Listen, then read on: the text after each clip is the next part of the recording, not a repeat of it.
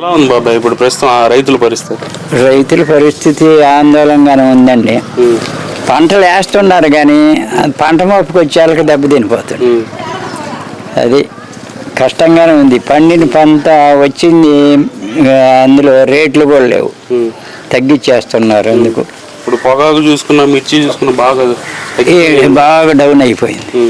10,000 కంటే ఎక్కువ లేదు మిర్చి. ఈ కందులు పండిస్తే 5-6 కంటే ఎక్కువ కొనటం లేదు బాగుంటేనే. ఇప్పుడు మీకు రైతు భరోసా లాంటి ఏమన్నా వీళ్ళకి అందుతున్నాయా రైతులకి?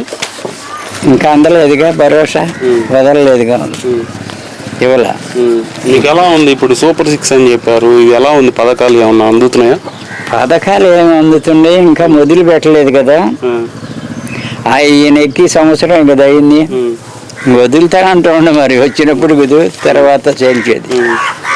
అప్పుడు గతంలో ప్రభుత్వంలో, జగన్ గారి ప్రభుత్వంలో పథకాలన్నీ అందినాయా లేకపోతే ఏంది? దాని అవి అందుతానే ఉన్నాయి.